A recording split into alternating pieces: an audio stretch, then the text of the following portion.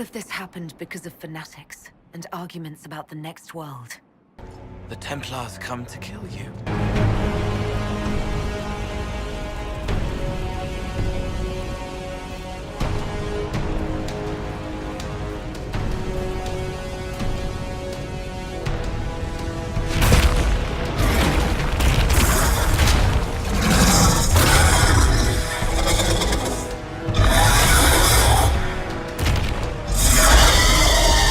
Know me. Know what you have pretended to be.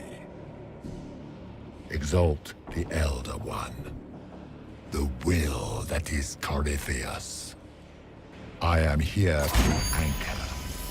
The process of removing it begins now.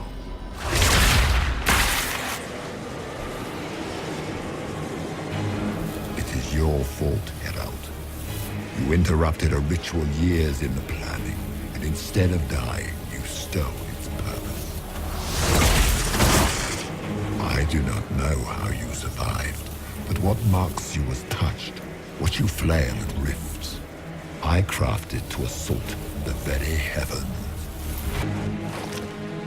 I once breached the Fade in the name of another to serve the old gods of the Empire in person.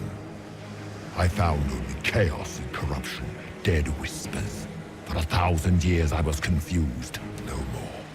I have gathered the will to return under no name but my own, to champion Withered to Winter and correct this blighted world. Beg that I succeed, for I have seen the throne of the gods, and it was empty.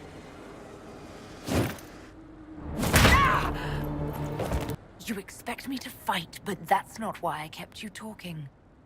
Enjoy your victory. Here's your prize!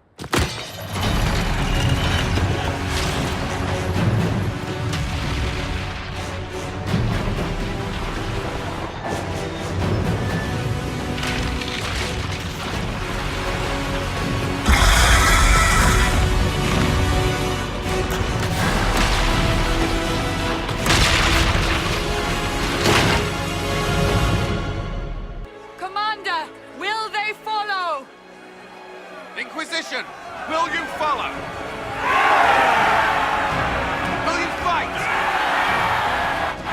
Will we triumph?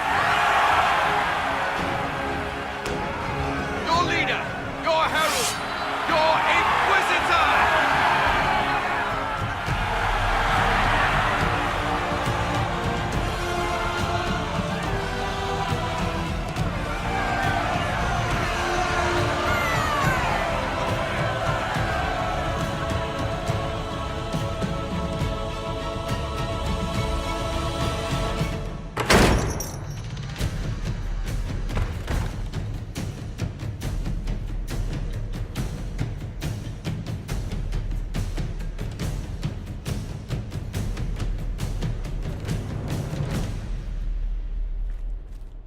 So this is where it begins.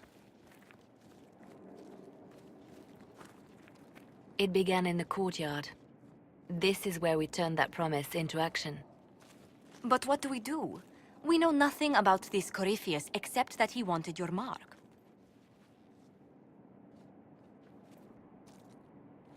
Someone out there must know something about Corypheus. Unless they saw him on the field, most will not believe he even exists. I know someone who can help with that. Everyone acting all inspirational jogged my memory, so I sent a message to an old friend. She's crossed paths with Corypheus before and may know more about what he's doing. She can help. I'm always looking for new allies. Introduce me. Parading around might cause a fuss. It's better for you to meet privately, on the battlements. Trust me, it's complicated. Well, then, we stand ready to move on both of these concerns. On your order, Inquisitor. I know one thing. If Varric has brought who I think he has, Cassandra is going to kill him. I've made some inquiries into the Imperial Court. The sooner we deal with the threats to the Empress, the better. The political situation in the Empire is dangerously unstable. It will complicate matters. Everything in the Empire complicates matters. It's the Orlesian national pastime. Turn your nose up at the grand game if you like, Commander, but we play for the highest stakes, and to the death. The court's disapproval can be as great a threat as the Venatori. We must be vigilant to avert disaster. Exactly what do you mean? How is it more dangerous than usual? The Empress is in the middle of a civil war. Her cousin, Grand Duke Gaspard, seeks to take her throne by force. Leliana reports that a group of elves has been sabotaging both armies, drawing out the hostilities. Orlais holds Tevinter at bay. All of Thedas could be lost if the Empire falls to Corypheus. Celine is holding peace talks under the auspices of a grand masquerade. Every power in Orlais will be there. It's the perfect place for an assassin to hide. A grand masquerade? I need to go shopping. I'll arrange for an invitation at your discretion, Inquisitor. Inquisitor, I was just inspecting our new headquarters. Foundation cracks, nesting animals, and miles from any centers of civilization. The staff must make it presentable if we're to receive any visitors of distinction. It certainly wouldn't do for the Inquisition to appear overly shabby. We've only just now convinced everyone we are precisely what Thedas requires. The mages are showing great trust in you. They need to feel safe here. After that battle with Corypheus, how could anyone not feel perfectly safe? I can't stop dwelling on the day he attacked our camp. Do you know who first leapt to arms? Our workers. They were so proud of our cause. Corypheus simply cut them down. So much screaming after that first blast of fire.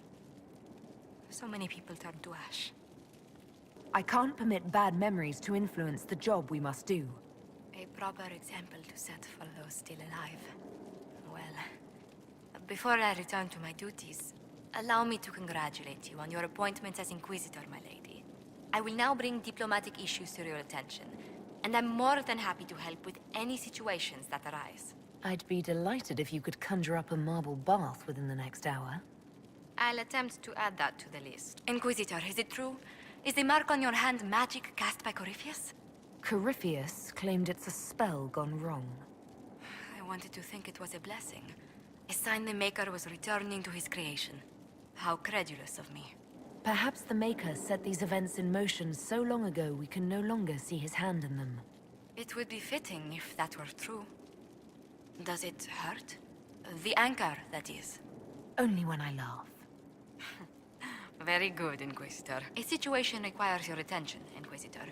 Noble Chantry loyalists in the city of Jadar are spreading accusations that you're responsible for the Divine's death. They're unusually organized. I recommend we send people to Jadar to deal with the matter. Will anyone even believe me if I claim I didn't kill the Divine? Perhaps if they learn about your heroics, we should emphasize how you stopped the breach devouring the sky. Even in Jadar, it may win you a few admirers. What does the nobility gain by saying I murdered Justinia? A scapegoat to begin with, but I wonder if the Grand Clerics are at work. Those immediately eligible to be divine died at the Conclave. The ones remaining were not as favored. They may look upon you as a rival for influence. Why don't we counter these falsehoods by starting rumors of our own? A whisper campaign. It would show those in the know we have some subtlety at our command. Brilliant, isn't it? One moment you're trying to restore order in a world gone mad. That should be enough for anyone to handle, yes? Then, out of nowhere, an archdemon appears and kicks you in the head. What? You thought this would be easy? No, I was just hoping you wouldn't crush our village like an anthill. Sorry about that. Archdemons like to crush, you know. Can't be helped. Am I speaking too quickly for you? I was distracted. That's all. Distracted? By my wit and charm? I have plenty of both. Today, at least. Oh, you wound me. I always assumed the Elder One behind the Venatori was a Magister. But this is something else completely. In Tevinter, they say the Chantry's tales of Magisters starting the Blight are just that. Tales. But here we are. One of those very Magisters. A dark spawn. Who does the Imperium say started the Blight? You know how it is.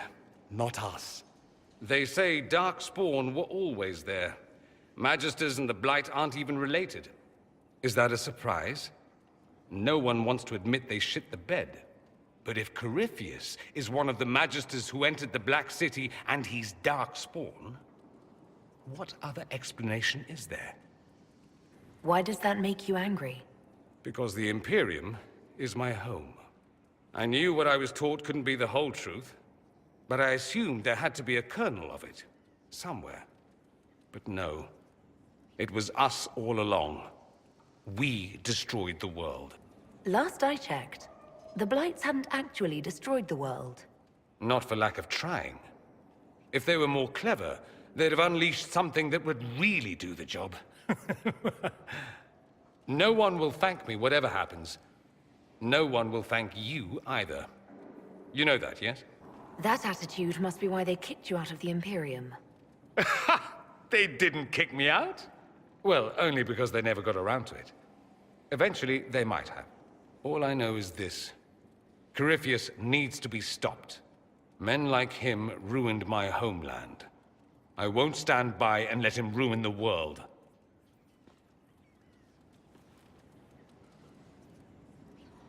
Oh, and congratulations on that whole leading the Inquisition thing, by the way. It occurs to me that you're a mage. That just occurred to you. I meant, you must have been part of the Circle of Magi in the south. Meaning, you were locked away like a criminal, at least until you rebelled. It's such a bizarre notion to me. There are worse things than being kept in the circles. Death, starvation, being hunted by rabid mobs? Yes, I can imagine. Some would say Tevinter is hardly better, depending on which mage you ask. Still, it's so utterly foreign. It's more surprising that everyone would take the idea of a mage inquisitor so calmly. Maybe it's not calm. Maybe the Antivan crows are swimming in gold from all the contracts on your life. Good luck with that, by the way. Grand fun being the one in charge. Greetings, Inquisitor. That is your title now, yes? I should thank you. The way things ended in Redcliffe, you could have demanded anything you wished. Yet you chose to make us equal partners. I was not expecting that. Having you here willingly can only make us stronger. Fair enough. I've been a Grey Warden, Grand Enchanter, leader of a rebellion, and now I am none of those things. Odd where fate takes you, as you're no doubt well aware. You were once a Grey Warden. Mine is an unusual circumstance, Inquisitor. Normally one is part of the Order until death, but long ago I found myself stripped of what made me a Warden. They tried to reinitiate me, but nothing worked. Nor could they figure out how it happened.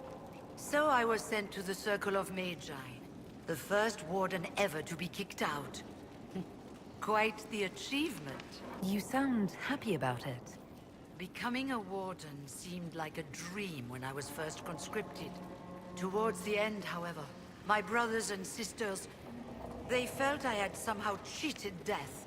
I was glad to leave. It also made me unique in the Circle. I had an opportunity to do more than I ever could as a Warden.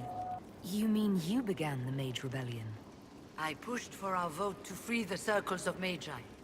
But I cannot claim sole responsibility for what followed. Still, despite all the chaos, I would do it again. What happened had to happen. You're not still the Grand Enchanter then? Any claim I had to the title ended along with the Circles of Magi, although some still call me by it. Perhaps the Circles will one day be resurrected. If so, another will take the position. Until that time, I lead my fellow mages by default. I will do what I can for them. You believe they'll recreate the Circle of Magi after all this?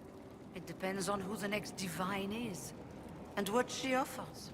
We can't go back to the way things were. But endless warfare benefits no one. That is why I agreed to Justinia's conclave. There must be another solution. I've been meaning to ask, how exactly did the Venatori take control in Redcliffe? Mages constantly found their way to us while we were there. Stragglers, most of them strangers. I had no way of knowing some were actually Tevinter. They spread whispers, encouraged talk of an alliance, and we were desperate. I'm not proud of our choice, but we were certain Templars were coming. It could have ended far worse. I trust everything is well with the mages. Most are pleased with the alliance, even if we wonder what will happen next. I'll leave you to it. Greetings to you, Inquisitor. I am to serve as assistant to any research concerns. You'll find my skills are exceptional. I hope they prove useful. You're taking over the duties of Maeve? Yes. She said she was needed elsewhere and that I should serve the Inquisition to the best of my ability. What is she doing? I wasn't told. You were made tranquil. Yes, I am tranquil. It was necessary due to a willful nature that made wielding magic a dangerous endeavor. I remember that being a difficult time, but I cannot remember why. My skills are well used in my current position. What is your evaluation of how we're doing? Not optimal, given the facilities. Skyhold should be improved, or our efforts will continue to suffer. Oh, Inquisitor! Greetings. I was recently appointed by Sister Liliana to keep her books in order. I'm so pleased to be here, helping out in my small way. Well, I should get back to work. I'm sorry. So am I. The names of those we lost. You must blame me for this. Those deaths are on your hands. It was your job to watch, to prepare us. Yes, it was my fault. But how was I to know what we really faced? The Red Templars are like nothing I've seen, and the Venatori hide their tracks well. I keep wondering if I could have done something different. When the first of my lookouts went missing, I pulled the rest back, awaiting more information. If they'd stayed in the field, they could have bought us more time. I was afraid to lose my agents. And instead, we lost Haven. More likely, they would have stayed out there, died, and we would have lost Haven anyway. You don't know that. Their lives could have bought Haven a small chance. My people know their duty. They know the risks. They understand that the Inquisition may call upon them to give their lives. Our people aren't tools to be used and discarded. Your instincts were right. Their lives matter. Can we afford such sentimentality? What if Corypheus... We're better than Corypheus. It seems Blackwall knows nothing about the disappearance of the Grey Wardens. It's a disappointment. I am, however, glad that he is with us, even if he was not what I expected. He seems to be a good man, and his experience will be an asset to the Inquisition. As for the other Wardens, I suppose we will have to keep looking. The Divine's death hit you hard. How have you been feeling? Oh, you are referring to my outburst in Haven. I am much better now. Justinia was such a dear friend, and there were so many things going wrong. Sometimes it's best to talk these things out. I was there when the hero Ferelden defeated the Archdemon. We won the day, and I thought the Makers smiled on me. When the Divine requested my help, I went to her. I owed her that much. I sacrificed so much to do the Maker's work. But now, Justinia is dead. I was angry. I felt betrayed. But I shouldn't have let my emotions get the better of me. I'm sorry. Don't apologize. You were grieving and upset. I understand. Thank you. Now enough of this. Let us think more pleasant thoughts. They called you the left hand of the Divine. That they did? What of it? What exactly does the left hand of the Divine do? A Divine always has enemies, and Justinia had more than most. I protected her. I watched, had an ear to every door. I identified threats, and I dealt with them. Why did Justinia have so many enemies? There were many who felt she was unfit to be divine. She had a past, a worldly life. Unlike many, she wasn't given to the Chantry as a child. She chose it. And somehow that made her unworthy. And because they thought she was unworthy, they wished her harm. You still haven't told me what you did, exactly. I handled difficult situations that couldn't be resolved through more delicate means. I'd like to hear about Justinia. What was she like? A friend. A mentor. Like me, she had secrets, made mistakes. It made her human. I think her followers responded to that. Was there something more than friendship between you? You asking if we were lovers? Typical. I was devoted to her, therefore it must be romantic. Love is common. Love is simple. My bond with Justinia was something greater. She was a sister, a mother, a teacher. So to answer your question, yes, it was more than friendship. How did you and Justinia meet? I met her a long time ago, before she became divine. Before she was Justinia. When I met her, she was Mother Dorothea. I was at my lowest. Broken, lost. And she saved me. No, wait. She hates it when I say that. I saved myself. She just showed me it was possible. We'll talk more later. Your open support for the mages likely earned you enemies. Our agents will monitor the situation. If the most opposed can be identified, we may still turn this to our advantage. You're always looking for some way to benefit, aren't you? It's what I'm here for. Regardless, I applaud you for the courage to stand up for the mages. Anything I should know? It seems that the Orlesian army is awaiting our next move. Some of the generals are sympathetic to our cause, others are still suspicious. Our actions are under a great deal of scrutiny. You seem to know a great many people. I have made friends, and on occasion enemies. It's unavoidable. You seem to know Josephine quite well. I met her a long time ago, but we didn't become good friends until years later. After the Blight, in fact. I'd just returned to Val Royeaux, and she welcomed me back by throwing a diplomatic ball. She was the Antivan ambassador at the time, you see. The ball was... all right. Too many politicians. At midnight, Josie and I left to find a real party. We've been friends ever since. What do you consider a real party? It's not a real party until someone's small clothes are pinned to a chantry board. And that's all I'm saying about it. You have a history with the Warden who entered the Blight, don't you? I count him among my closest friends. I still write to him for advice when I can. He hasn't replied to my letters in some time. I try not to worry about it. He can take care of himself. They say you spent some time in Lothering. Did you know the champion? We spoke a few times. I seldom left the Chantry, and we never became more than casual acquaintances. I saw more of the Hawk twins.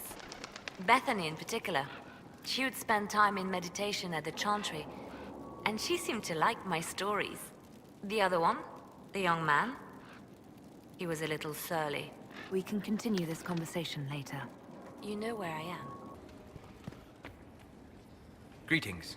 I need to know more about Corypheus. We spoke of this on our travels to Skyhall. What more can I tell you? Cassandra and Varric seem more familiar with their adversary. You've given me good counsel before. I could use some now. My apologies, Inquisitor. My poor manners shame me. I claim no secret wisdom, but I will guess as best I can. I would like to know more about the orb he carries. As I said, that must be the means by which he created the breach. I suspect the blast that destroyed the Conclave was more accident than anything. The result of unlocking power that had sought release for ages. What I cannot understand is how he managed to survive such an explosion. You said that you believed the orb is elven. I never would have believed a Devinter mage could unlock such a powerful relic. It clearly enhances his abilities, giving him access to power he should never have known. Like the power to control the Archdemon. Indirectly, one assumes. Nothing in any lore connects my people to the old god dragons who became archdemons. What do you think Corypheus will do next? You shamed him when you destroyed Haven. Spoiled his glorious victory. It would be worse to acknowledge that you had done so. He must continue on his course or show weakness. He will return to his plans to throw Olay into chaos, and then conquer it for Devinter. You're sure that's what he'll do? As certain as is possible. Assuming I can plausibly predict a man who seeks to rise to godhood. And can you? The key is understanding this. No real god need prove himself. Anyone who tries is mad or lying. His deception will undo him, as it has done countless fools before. What can you tell me about the source of Corypheus's power? According to the law, the ancient Magistars of Devinter received guidance from the old gods. Corypheus commands a false archdemon, a corrupted old god. This suggests he no longer sees himself as their minion. Some of his unique power comes from the corruption of the Blight. The rest may come from the orb he carries. I'm interested in what you told me of yourself in your studies. If you have time, I'd like to hear more. You continue to surprise me. All right, let us talk. Preferably somewhere more interesting than this.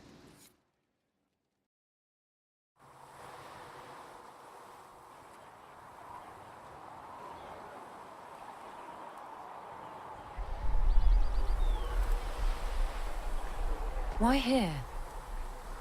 Haven is familiar. It will always be important to you. We talked about that already.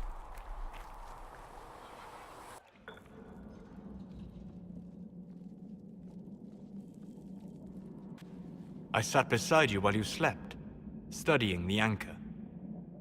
I'm glad someone was watching over me. You were a mystery. You still are. I ran every test I could imagine. Searched the Fade, yet found nothing. Cassandra suspected duplicity. She threatened to have me executed as an apostate if I didn't produce results. Cassandra's like that with everyone. Yes. You were never going to wake up? How could you? A mortal sent physically through the Fade. I was frustrated, frightened. The spirits I might have consulted had been driven away by the breach. Although I wished to help, I had no faith in Cassandra, or she in me. I was ready to flee. The breach threatened the whole world. Where did you plan to go? Someplace far away, where I might research a way to repair the breach before its effects reached me. I never said it was a good plan. I told myself, one more attempt to seal the rifts. I tried and failed. No ordinary magic would affect them. I watched the rifts expand and grow, resigned myself to flee, and then...